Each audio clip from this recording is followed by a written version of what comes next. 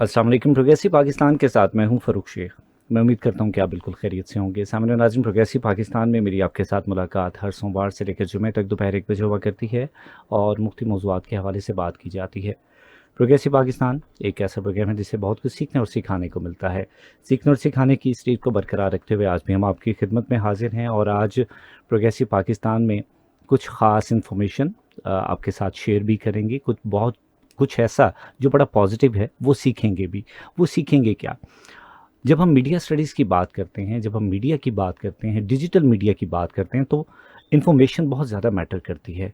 Dissemination of information, जो मालूमात हम तक पहुंचती है वो कितनी ट्रांसपेरेंट होती है, उसके ऊपर क्या कोई फ़िल्टर मौजूद होता है या नहीं होता है, उसमें किस हद तक हकीकत मौजूद होती है या नहीं होती है, ये तमाम चीज़ें आज डिस्कस की जाएंगी। मेन हमारा टॉपिक होगा digital media literacy, fake news या जिसको अमूमन हम येलो जर्नलिज्म भी कहते हैं, और साथ में पीका एक्ट जो आजकल बहुत ज़्यादा जो है ज़ुबान ज़द-ए-आम है और उसमें कौन से कॉन्सिक्वेंसेस हैं जिसकी वजह से बहुत ज़्यादा इसकी आजकल वाइब है, हर दूसरे शख्स की ज़ुबान के ऊपर ये आम है।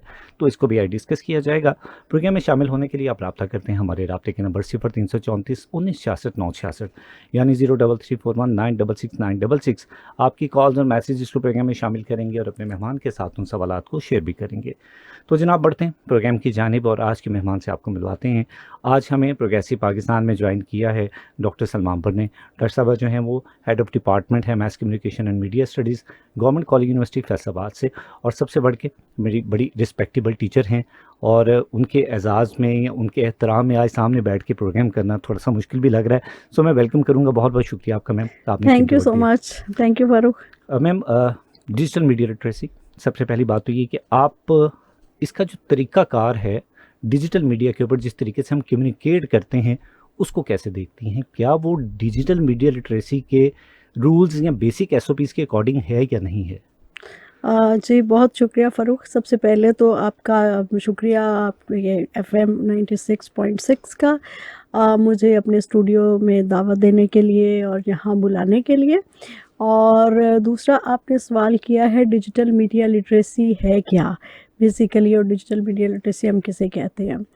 अच्छा, डिजिटल मीडिया लिटरेसी बेसिकली जो है, हम सारे के सारे, आपको पता है कि डिजिटल प्लेटफॉर्म्स जितनी भी शक्ल के हैं, मसलन वो आपका व्हाट्सएप है, वो आपका फेसबुक है, इंस्टाग्राम है, आपका स्मार्टफ़ोन जो एंड्रॉयड फ़ोन जो जिसके ऊपर जितनी भी ऐप्स हैं, और इसके साथ डिजिटली जितनी भी हम कम्युनिकेशन करते हैं वो सारी की सारी आजकल एज की तफरीक के बगैर औरतें, मर्द, बच्चे, बूढ़े, जवान और नौजवान तो सबसे ज़्यादा।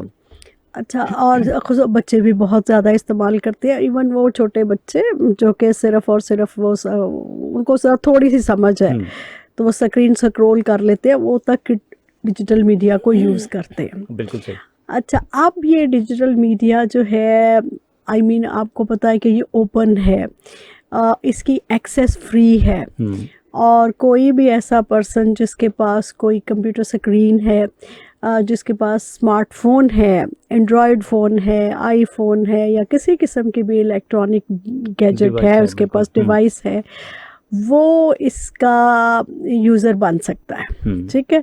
और उसके लिए कुछ रिक्वायरमेंट्स हैं, जो कि आपने अपना नाम डाला, आपने सारी चीज़ की और उसके साथ आपने अकाउंट बना लिया। अच्छा, फिर उसके ऊपर कोई लिमिट भी नहीं है। बिल्कुल, उसके उसके ऊपर कोई लिमिट नहीं है। एक इंसान जो है बहुत सारे अपने मुख्तलिफ़ किस्म के नामों के साथ सिर्फ ये बता करके, भाई मैं रोबोट नहीं हूँ, मैं मशीन नहीं हूँ, आप जो है अपने बहुत सारे अपने अकाउंट्स बना सकते हैं। ठीक है। अच्छा, अब ये डिजिटल मीडिया जो है, ये जो सोशल मीडिया है ख़ास तौर पर, उसके आने के बाद जो है इंसानों की कम्युनिकेशन जो है अपने अंदर, और जो राब्ता है वो बहुत इंस्टेंट हो गया है। सही। पहले माजी में आप चले जाएं, जब ये सोशल मीडिया नहीं था, सिर्फ सेल फोन ही था, तो फ़ोन कॉल हुआ करती थी, और वो भी जो थी पेड थी, सुनने के भी पैसे और करने के भी पैसे।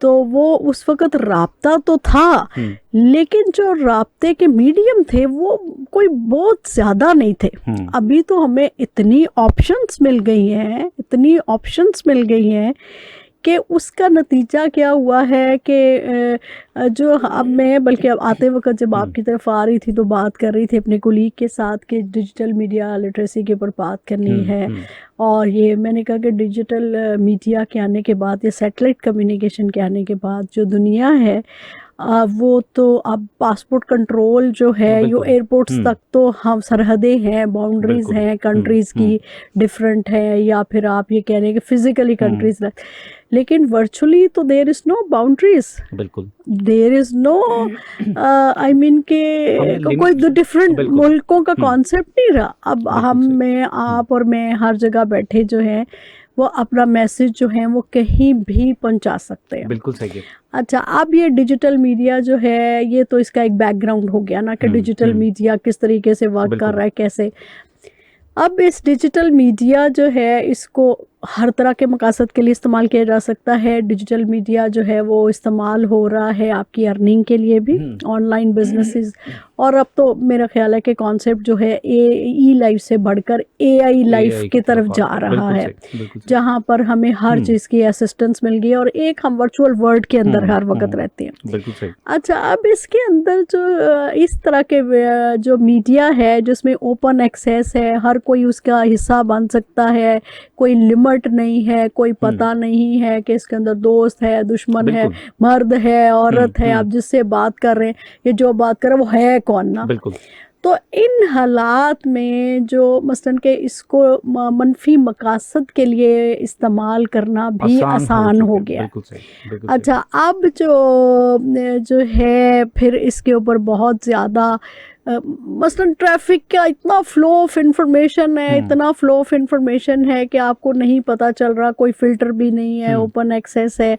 कि इसको किस तरीके से आपने इस्तेमाल करना है। बिल्कुल सही अच्छा, अब ये जो आपकी डिजिटल लिटरेसी है ना, डिजिटल लिटरेसी बेसिकली आपको लिटरेट करती है कि सिर्फ आपने ये मीडिया जो है इसको इस्तेमाल नहीं करना, बल्कि इसका माइंडफुल इस्तेमाल करना है, इसका बिल्कुल सही। कंस्ट्रक्टिव इस्तेमाल इसका करना है। तरीकाकार सीखना बेसिकली इसका तरीकाकार तरीकाकार ये सीखना, है कि बिल्कुल। मीडिया मैसेज को अंडरस्टैंड करना, उसको कंज्यूम करना सही और उसको डिसिमिनेट करना, बिल्कुल जिसको सही। मैं उर्दू में आसान लफ्ज़ों में ये कह सकती हूँ कि जो डिजिटल मीडिया के ऊपर मैसेज आए उसको आपने समझना है और उसका असर किसका लेना है, और इसके बाद उस मैसेज को आगे आपने अगर वायरल करना है या आगे भेजना है या उसकी सर्कुलेशन करनी है, वो आपने सीखनी है। वो कंस्ट्रक्टिव होनी चाहिए, माइंडफुल होनी चाहिए, मनफी मकासद से के बजाय पॉजिटिव होनी चाहिए। बिल्कुल सही बिल्कुल सही। अच्छा, ये डिजिटल लिटरेसी बेसिकली ये मीडिया है लिटरेसी, बिल्कुल कि सही। ये आपने साइबर सिक्योरिटी उसमें आ गई। जाहिर है आपको पता है कि हर जो टेक्नोलॉजी है या हर चीज़ है, अगर उसका यूज़ है तो उसका मिसयूज़ भी है। बिल्कुल बिल्कुल तो डिजिटल लिटरेसी का ये कॉन्सेप्ट जो है इस चीज़ से जुड़ा हुआ है।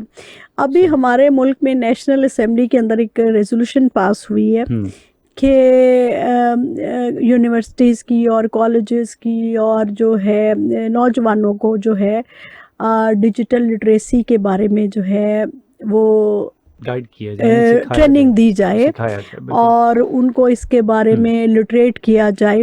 डिजिटल मीडिया लिटरेसी सेंटर्स होने चाहिए और उनको पता होना चाहिए कि डिजिटल मीडिया जो है ये मतलब कि इसको इस्तेमाल हमने किस तरीके से करना है, इसको अंधाधुंध ना इस्तेमाल करो मनफी मकासद के लिए। और दुश्मन के ख़ास तौर पे आलाकार, दुश्मन का आलाकार, इसको दुश्मन अपने मकासद के लिए, कोई भी दुश्मन, ये नहीं कि हमारे ही दुश्मन, हम भी किसी के दुश्मन, उसके के वाइस वर्सा ही है ना, इसको किसी तरीके से इस्तेमाल किया जा सकता है।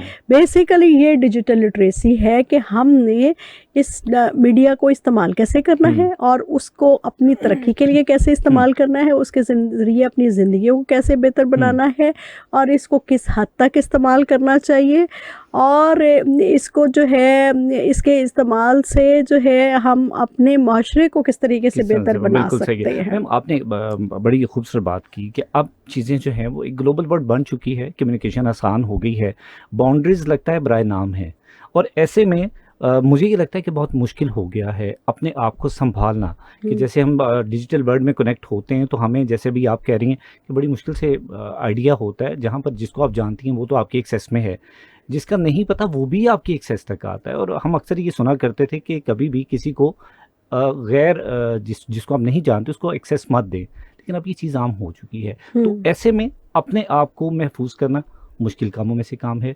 कम्युनिकेशन अगर नहीं रखेंगे तो वैसे ही हम आउटडेटेड हो जाएंगे। तो क्या करेंगे? अपडेट रहेंगे, आउटडेटेड होंगे, कम्युनिकेशन को छोड़ देंगे? क्या तरीकाकार होगा हमारे पास?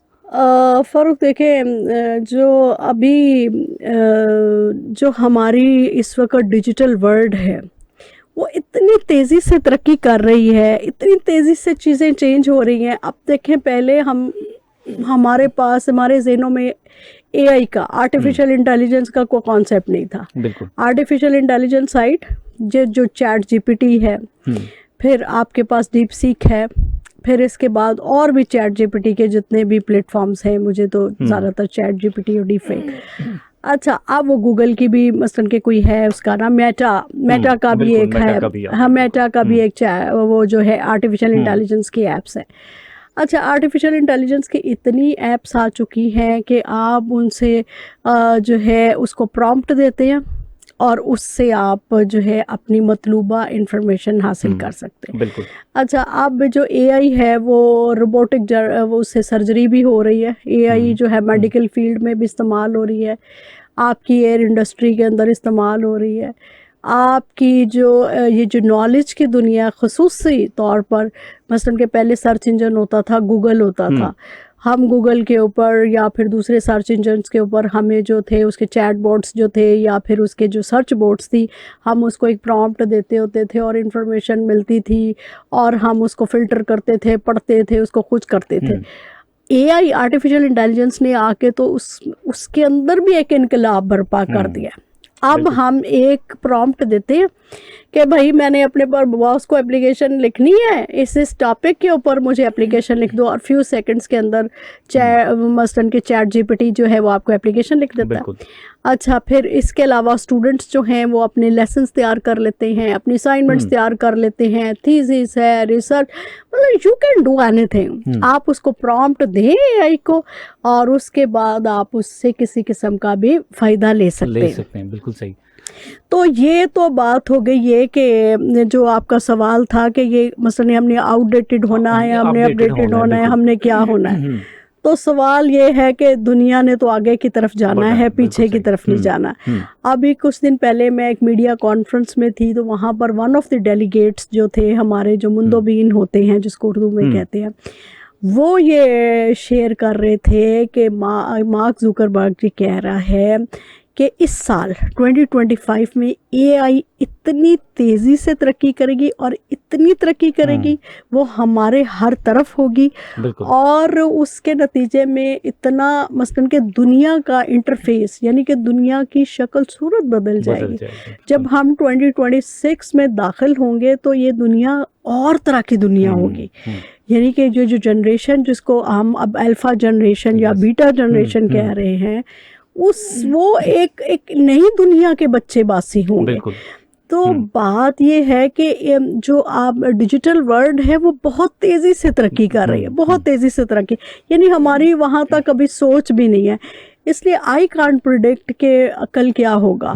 अच्छा, हमारे लिए अब यूनिवर्सिटीज़ के लिए as a professor, as a communication professor जो है वो काफ़ी सारे चैलेंजेस आ गए हैं। तो हमें जो है अब अपने जो सिलेबस है या फिर अपनी जो हम यूनिवर्सिटियों के अंदर पढ़ाते हैं कोर्स वर्क जो है, उसको हमें ना बहुत तेज़ी से उसको चेंज करना पड़ेगा, उसको तरक्की देनी पड़ेगी, तो ही हम जो है ना ज़माने के साथ चल सकेंगे। अदरवाइज़ जो जितनी तेज़ी से टेक्नोलॉजी तरक्की कर रही है उस हिसाब से तो लगता है कि वो कहते थे ना, महवे हैरत तो दुनिया क्या से क्या हो जाएगी।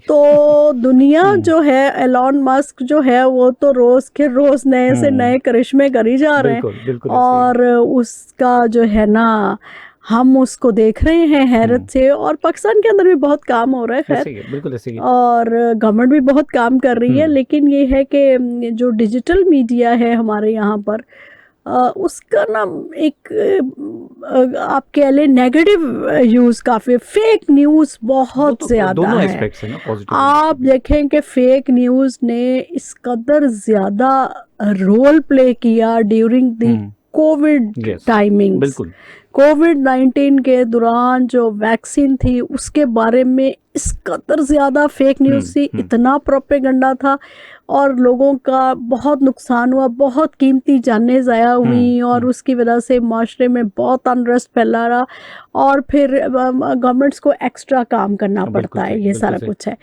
मैम तो फेक न्यूज़ पे तो लगता है कि अभी भी हम उसी डगर पर चलते जा रहे हैं। अगर हम डिजिटल मीडिया या सोशल मीडिया की बात करते हैं तो वहाँ पर हमें शायद ढूंढने से ट्रांसपेरेंसी कहीं पे मिलती है कि ये जो खबर मिल रही है ये हकीकत के करीब है, इसमें बात सही की गई है, और बड़ा मुश्किल काम लगता है।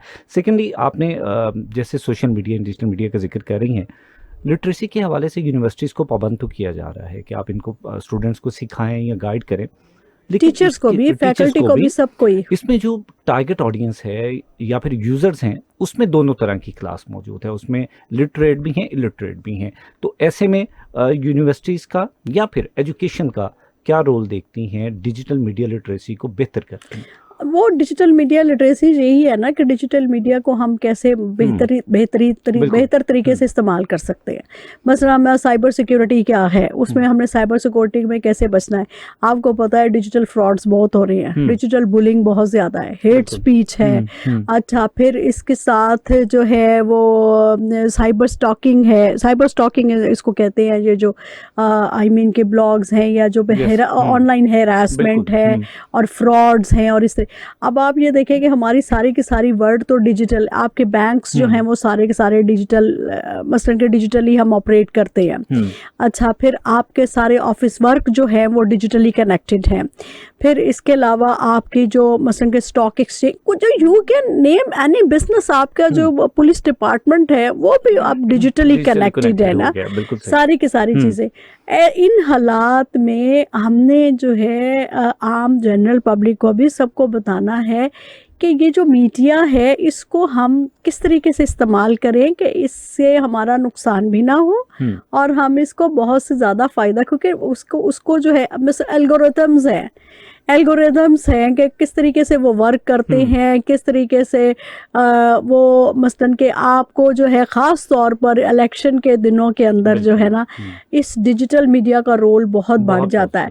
और आपको पता है कि अभी डोनाल्ड ट्रंप जो है उसने अमेरिका के अंदर इलेक्शन विन किया है, तो कहते हैं कि वो जी एक्स के सर पे विन किया, ठीक है। तो जब तक हमने डिजिटल मीडिया के अंदर फैक्ट चेकिंग, प्रोपेगेंडा की डिफरेंशिएशन करना, यानी कि प्रोपेगेंडा को और रियल न्यूज़ को समझना, और उसके अंदर सच को, ट्रुथ को एक्सट्रैक्ट करना, प्रोपेगेंडे का शिकार ना होना, और जो है मसलन ऐसे नहीं है कि आपने कोई भी कंटेंट देखा है उसको शेयर करी जा रहे हैं, उसके ऊपर अपना भी करी जा रहे हैं, उसको क्लिक करी जा रहे हैं। ये सारी की सारी चीज़ें जो हैं बिलाखिर कहीं ना कहीं जुड़ी हैं, आप उस डेटा का हिस्सा बन जाते हैं। तो ये डिजिटल लिटरेसी है जो कि हमने अपने हर किसी को सिखानी है, और मेरा ख्याल है कि हर क्लास इसके ऊपर काम शुरू हो गया है, अब हो जाएगा, और मसलन लोग सीख जाएंगे, और लोग सीख भी रहे हैं, और उसके बारे में अब इंफॉर्मेशन बढ़ रही है कि किस तरीके से डिजिटल मीडिया जो है, मतलब अब आम तौर पर मैंने जो है ना, मसलन लोग इसको दजाली मीडिया भी कहते हैं, जो सोशल मीडिया को दजाली मीडिया भी कहते हैं। अब लोग इसको ये भी फ्रॉड मीडिया भी कहते हैं। लोग डिजिटल मीडिया को कहते हैं, शुक्र है अल्लाह का डिजिटल मीडिया है जो कि अल्टरनेट मीडिया है, और हम जो है ये फॉर्मल मीडिया के अगेंस्ट एक ओपन फोरम है जहाँ पर हम बात कभी कर सकते हैं। फिर हम ये कहते हैं कि उसका जो है ना डेमोक्रेसी के लिए, जमहूरियत के लिए मीडिया का बहुत रोल है, और आप किसी की आवाज़ को दबा नहीं सकते। आज के दौर जो है उसमें हर इंडिविजुअल, हर इंसान की एक अपनी ऐसी अहमियत है उसकी बात की अहमियत है, वो अपनी बात कहीं ना कहीं कर सकता है। बिल्कुल सही, बिल्कुल सही, बहुत खूबसूरत बात। सो डिजिटल मीडिया लिटरेसी के हवाले से गुफ्तगू जारी है। मेरे साथ स्टूडियो में मौजूद हैं doctor Salma Ambar, head of department है mass communication and media studies, government college university Faisalabad से। चूँकि जब भी डिजिटल मीडिया की हम बात करते हैं उसमें पॉजिटिव या नेगेटिव दोनों ही एस्पेक्ट्स आते हैं अमूमन जब भी हम इसको कंसिडर करते हैं। सो डिपेंड करता है यूज़र्स के ऊपर भी। और साथ में जब हम लिटरेसी की बात करते हैं तो हाउ टू यूज़, ये तो एक बुनियादी सवाल है जो हर किसी के लिए बहुत ज़्यादा अहमियत रखता है कि जब भी आप डिजिटल मीडिया पर आते हैं, और आने वाला वक्त जो है वो तो है ही डिजिटल मीडिया का, तो कितना बेहतर होगा कि अगर तमाम चीज़ों को हम पहले से अंडरस्टैंड करें, हम सीखें और उसके बाद इसको प्रैक्टिकली अप्लाई करें। तो मुझे लगता है कि हम अपने साथ साथ अपने सराउंडिंग में रहने वाले लोगों की ज़िंदगियों को भी बहुत आसान बना देंगे। तो जनाब, गुफ्तगू का सिलसिला जारी रहेगा। आप मेरे साथ रब्ता करेंगे 0334 19 66 9 66 पर। यहाँ पर एक शॉर्ट ब्रेक ले रहा हूँ, ब्रेक से वापस आएंगे, गुफ्तगू को जारी रखेंगे। कहीं जाइएगा मत, मिलते हैं इस शॉर्ट ब्रेक के बाद।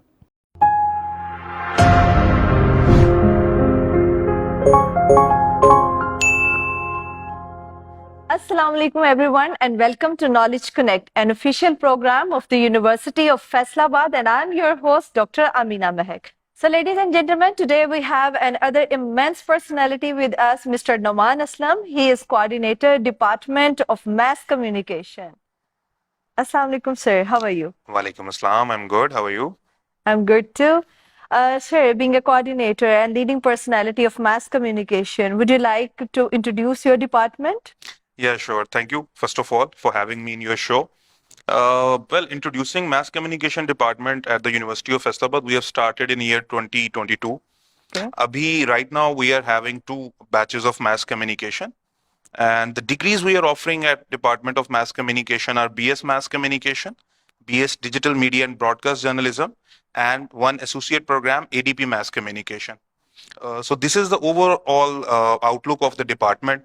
And Alhamdulillah, by year 2024, this department is growing. We are learning new things. We are, offering new happenings to the students. And Alhamdulillah, by the time I can say that कि हम market के लिए सिर्फ degree holder students नहीं बल्कि professionals produce कर रहे हैं, and we are very optimistic, and inshallah coming days will be much better for the department and for the organization as So well. as we all know, with the passage of time, each and everything is going to be on digital marketing and digital era. जी. So how do you collaborate? Yes, you're absolutely right कि आज के दौर के अंदर तो जो हमारा कंटेंट है और specially on social media platforms, वो मैटर करता है, वो लोगों को इम्पैक्ट करता है So हमारी basically content जो है वो shape कर रहा होता है आपके Exactly, knowledge को, exactly. आपके That's what I'm behavior saying. को, आपके way of communication को. बिल्कुल ऐसा ही है। और ये किस तरह से हमारी साइकी के ऊपर इम्पैक्ट करता है, Exactly. हमने इस चीज को शायद अभी उस तरह से रियलाइज नहीं किया जैसे बाकी दुनिया कर चुकी है। And what we are trying to do right now कि हम इसका जो इम्पैक्ट है, बिकॉज मैं आपको एक बड़ी सिंपल सी जो है इसकी ऑब्जर्वेशन एक देता हूँ कि सेकेंड वर्ल्ड वॉर के बाद आप देखें कि दुनिया ने ना रवायती जंगें लड़ना छोड़ दी है। Exactly. What they are doing the psychological warfare, and that's happening through media. Media. And now in the current age, that's being done through social media. तो आप कोल्ड वॉर ले लें जो रशिया और अमेरिका के दरमियान हुई है, वो आपस में लड़ नहीं रहे हैं रवायती जंगों की तरह। What they are doing, they are creating content. आप जाइए नेटफ्लिक्स पे, अदर ओटीटी प्लेटफॉर्म्स के ऊपर आपको कंटेंट मिलेगा। रशियंस जो हैं वो अमेरिकन को वो नीचा दिखाने में लगे हुए हैं, अमेरिकन रशियंस को। Same happening with the China and America. और यही काम इंडिया कर रहा है पाकिस्तान के साथ from the last 7 decades. Yes. So this is what can realise के हम सोशल मीडिया के ऊपर इन पर्टिकुलर आज के दौर में, और जनरली कंटेंट की पावर क्या है। तो कंटेंट की जो पावर है वही एक एक्चुअल मीडिया पर्सन जो है, एक जर्नलिस्ट जो है, मास कम्युनिकेशन का स्टूडेंट जो है, उसको स्टडी करनी है। That's Sir, how- basically mass communication में क्या क्या domains आती हैं? आप briefly इसको पहले तो explain ये करें। बहुत अच्छा आपने सवाल Let किया me डॉक्टर clear साहबा, about it. क्योंकि मास कम्युनिकेशन को नॉर्मली क्या किया जाता है कि सिर्फ रिलेट कर देते हैं जर्नलिज्म के साथ। Exactly. This is not the case actually. Because actually we have a diverse Exactly, community. and this is one of the most professional degree programs.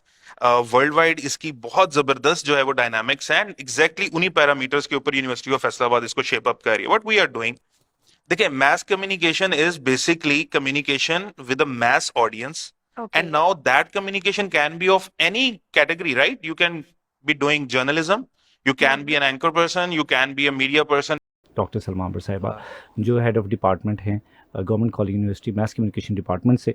सो जनाब, गुफ्तगू का सिलसिला जहाँ से जुटा है वहीं से कंटिन्यू करते हैं और मैडम से ये जानते हैं कि बेसिकली फेक न्यूज़ क्या है और फेक न्यूज़ जो है वो हमारे या फिर हमारे इर्द गिर्द रहने वाले लोगों के मसाइल को कैसे बढ़ा रही है।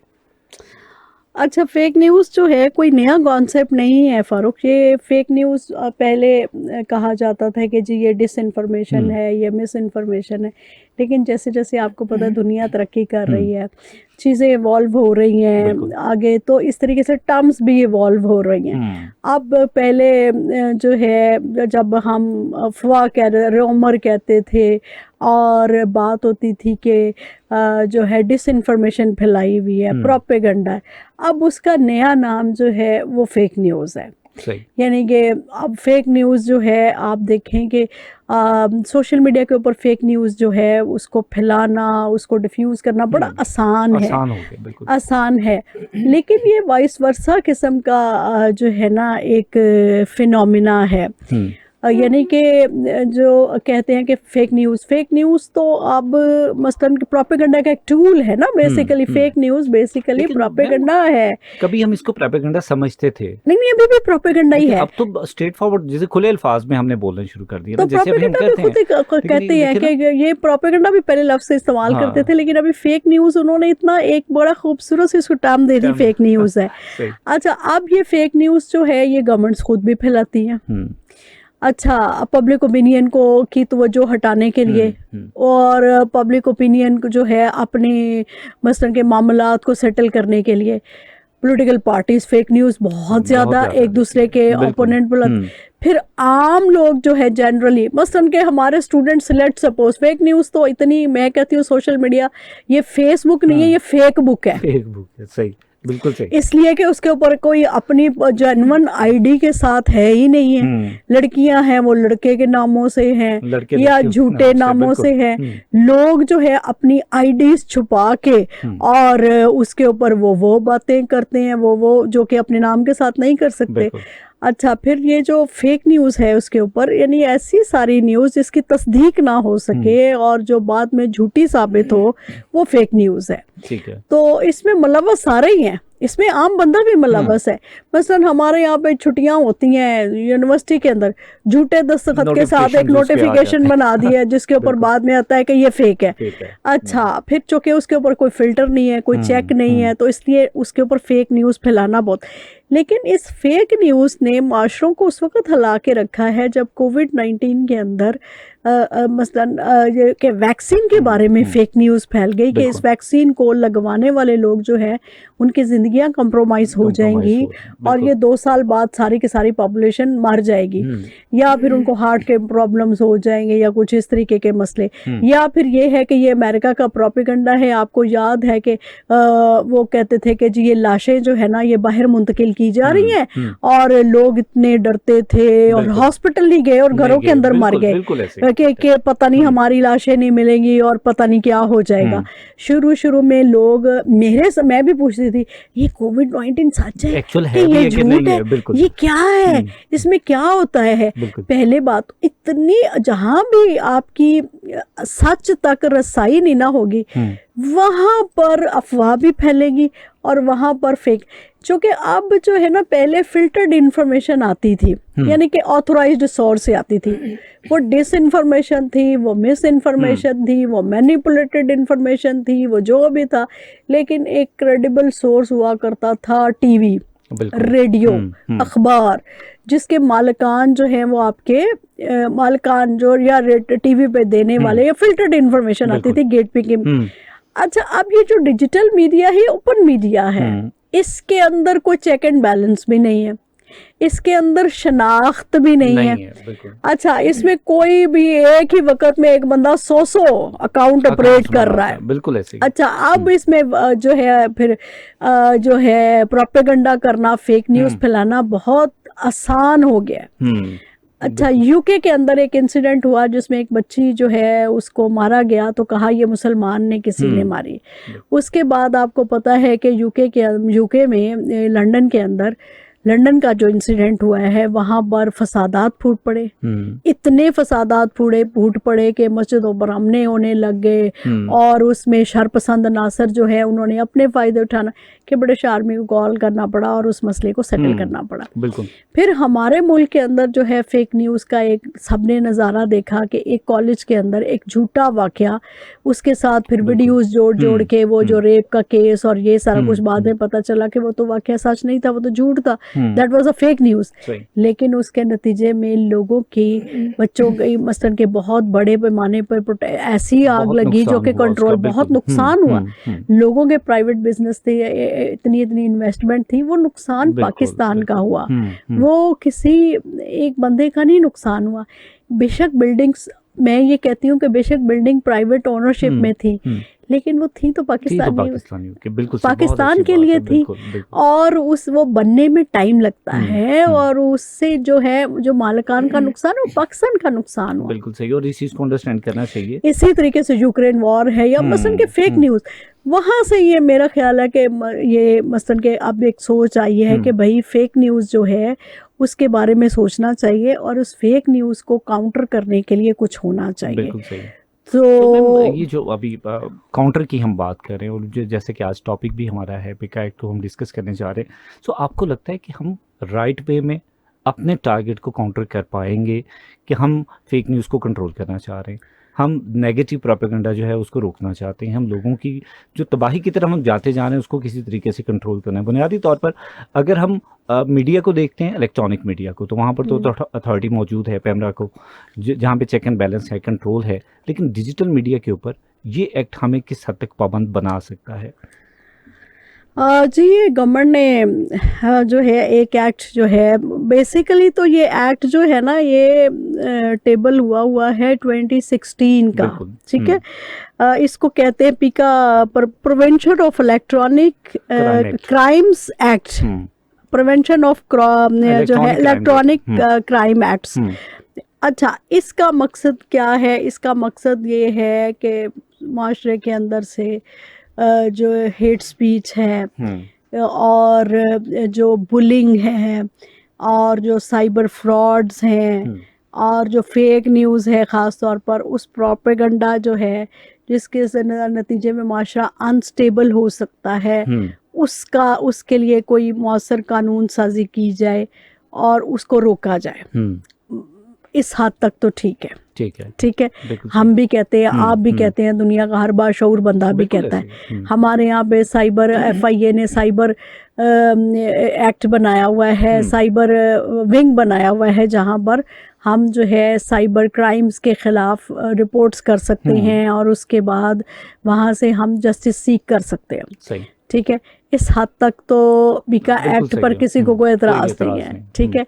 लेकिन अब पीका एक्ट जो है मसलन उसकी जो शिकें हैं जिस पर पूरी के पूरे जर्नलिस्ट जो हैं वो सरापा एहतजाज हैं, उसमें सिकम है बहुत ज़्यादा। उसमें अब जो सिकम है वो ये बेसिकली सिकम है कि पहले जो पैमरा एक्ट के तहत टीवी लाइसेंस जो थे उनको एक मसलन के इस्तिस्ना हासिल था इलेक्ट्रॉनिक क्राइम के लिए कि वो उनको पैमरा के तहत डील किया जाता था। अब उसको ख़त्म कर दिया है, अब प्रिवेंशन इलेक्ट्रॉनिक क्राइम्स एक्ट के तहत ही उनको डील किया जाएगा। अब हुकूमत ये डिसाइड करेगी कि फ़ेक न्यूज़ क्या है क्या नहीं है, ठीक है। इस पर सरापा एहतजाज है सहाफ़ी के जो फेक न्यूज़ है, जो उसकी इंटरप्रिटेशन है वो इस तरीके है कि बासर जो है अगर उसके मफाद के ख़िलाफ़ है तो वो फेक है और अगर किसी गरीब के ख़िलाफ़ है तो वो ट्रूथ है।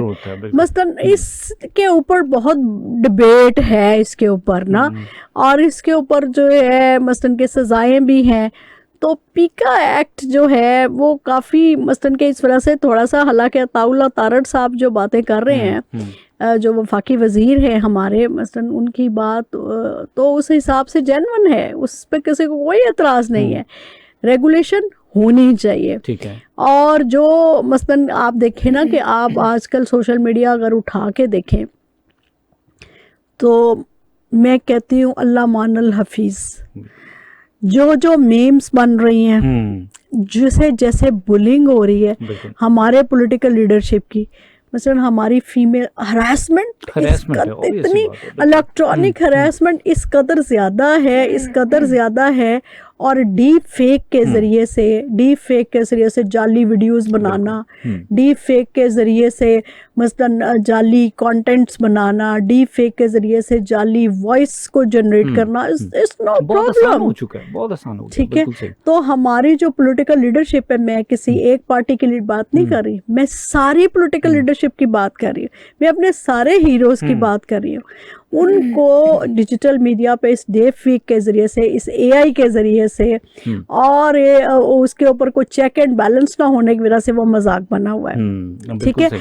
अच्छा, अब हमारे पास जर्नलिस्ट ये कहते हैं कि हमारे पास पहले से कवानीन मौजूद हैं, हमें पीका एक्ट की कोई ज़रूरत नहीं है, उसको इफेक्टिव करें। सही। हमारे पास डेफेमेशन का लॉ है, उसके तहत अगर कोई किसी के खिलाफ तौहीन अमेज़ वो जो है अपने मार्क्स देता है, तौहीन अमेज़ मवाद जो है शेयर करता है, तौहीन अमेज़ मवाद जो है उसके बारे में बनाता है, उसको सारा कुछ करता है, उसको पकड़े और उसको सजाएं दें, और बिल्कुल प्राइवेट सही। डेटा एक्ट जो है उसको स्ट्रॉन्ग करें। ठीक है, सही। ये पीका एक्ट जो है ये तो माशरे में से खबर ख़त्म कर देगा कि बिल्कुल सही। अब हुकूमत ये बताएगी कि भाई सच क्या है और झूठ क्या है। बिल्कुल सही। तो जो तो उसकी फेवर में होगा वो तो सच होगा, तो जो उसकी फेवर में नहीं होगा वो झूठ। यानी ये जर्नलिस्टों का मौकफ है, बिल्कुल सही। ये जर्नलिस्टों का मौकफ है। इंटरप्रिटेशन बहुत ज्यादा मैटर करती है कि उसको क्लियर किया जाए कि बेसिकली इसके पीछे रीजन क्या है, यहाँ पे क्या है। हाँ, मैंने पीका एक्ट को पढ़ा है, मैंने जो पीका एक्ट को पढ़ा है उसमें मुझे तो कोई ऐसा सच मुझे तो नहीं लग रहा। मसलन कि मैं हूँ, मेरे बारे में कोई ऐसे फेक न्यूज बना दे या सारा कुछ है तो मैं कहाँ जाऊँ। बिल्कुल सही। उस हिसाब से उन्होंने सख्त सजाएं रखी हैं और होनी चाहिए,